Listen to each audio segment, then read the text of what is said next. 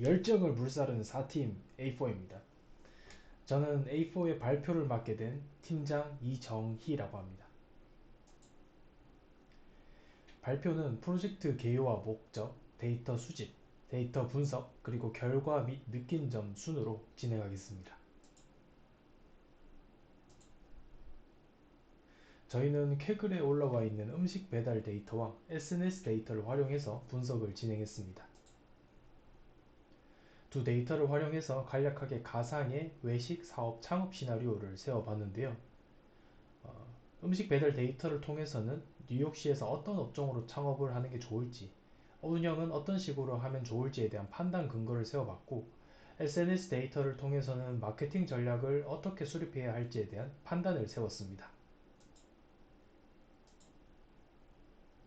앞서 말씀드린 것처럼 저희는 음식 배달 데이터와 SNS 데이터를 활용했는데 두 개 데이터 모두 캐글 사이트에서 가져왔습니다. 데이터를 전처리, 분석하기 전 파이썬에서 dtypes 함수를 활용해서 속성 먼저 확인해 봤는데요. 음식 배달 데이터의 경우 정수, 실수, 그리고 텍스트로 이루어져 있습니다. 다음으로 SNS 데이터의 경우 정수와 텍스트로 이루어져 있는 걸 확인할 수 있었습니다. 음식 배달 데이터와 SNS 데이터 각각 한 가지씩 전처리를 진행했는데요.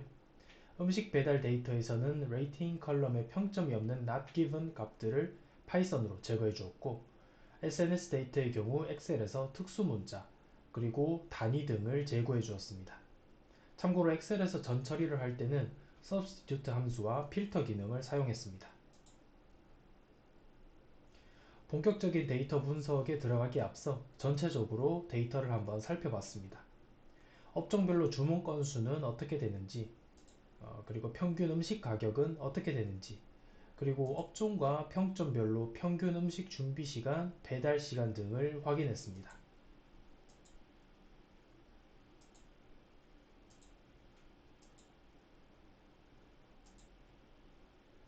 자, 이렇게 데이터를 한 번씩 확인해 보긴 했는데 어떤 업종을 선택해야 할지에 대해서는 가닥이 잡히지 않았습니다.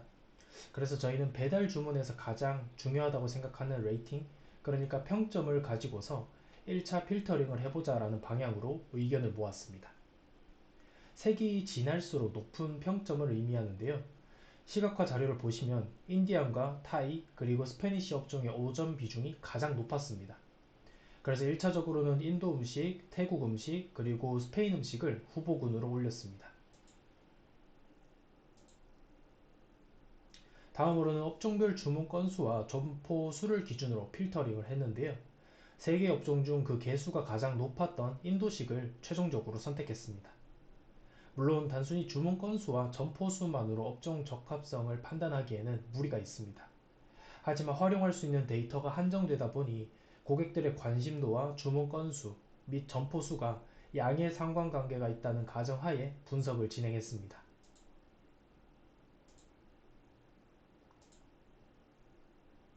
그 다음으로는 운영 계획을 수립하기 위한 데이터 분석을 진행했습니다.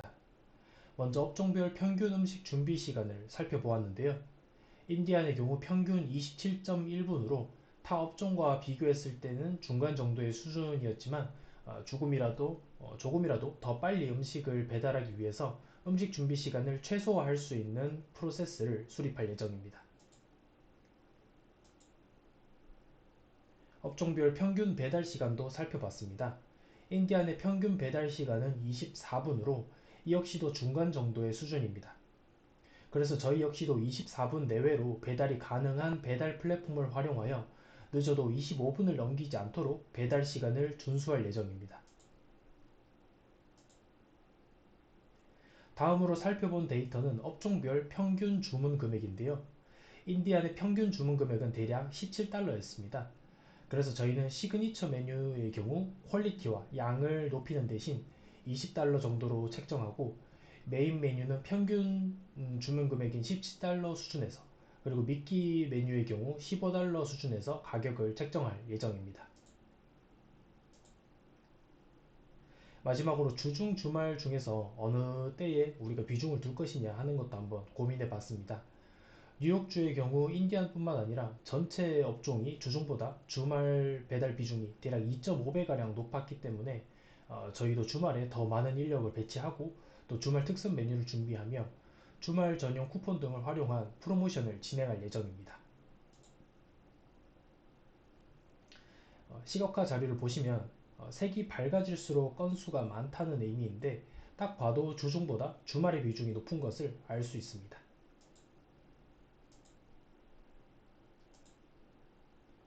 마지막으로 홍보 전략입니다. 홍보 전략을 수립할 때는 SNS 데이터를 활용했는데요. SNS의 각 지표들 간의 상관관계를 살펴본 결과 조회수와 좋아요의 상관관계가 가장 높았습니다. 그래서 저희는 조회수와 좋아요를 가장 많이 받을 수 있는 컨텐츠를 기획할 예정이며 실제로 해당 지표들을 높게 받은 틱토커들 상위 5명과 컨택하여 인플루언서 마케팅을 진행할 예정입니다. 여기 보시면 에디슨, 카바네, 부즐프, 스칼렛, 벨린다 5인의 토탈 스코어가 가장 높았습니다. 결론입니다. 레이팅에서 5점의 비중이 높고 점포 수와 주문 건수가 가장 높았던 인디안을 최종 업종으로 선정했습니다. 또한 업종별 각종 평균값들을 기준으로 하여 운영 계획을 수립하였으며 주중보다는 주말에 좀 더 높은 비중을 두고 영업을 할 예정입니다. 마케팅의 경우 조회수와 좋아요의 상관관계가 가장 높은 것을 저희가 확인을 했기 때문에 해당 지표들이 가장 높은 틱토커 상위 5명과 컨택하여 인플루언서 마케팅을 진행할 예정입니다. 이번 미니 프로젝트를 진행하면서 아쉬웠던 점은 데이터 탐색에 많은 시간을 할애하지 못해서 한정된 데이터를 가지고서 분석을 진행하다 보니 저희가 도출한 인사이트가 다소 불분명하다는 점이었습니다. 다행히 팀원들끼리 의견을 주고받으면서 미흡한 부분들을 보완해 나갈 수 있었는데요. 다음번 프로젝트 진행 때는 데이터 탐색에 보다 많은 시간을 할애해서 양질의 결과물이 나올 수 있도록 해볼 예정입니다. 네, 이상으로 4팀의 발표를 맡은 팀장 이정희였고요. 질문사항 있으시면 질문 받고 발표 마치도록 하겠습니다. 감사합니다.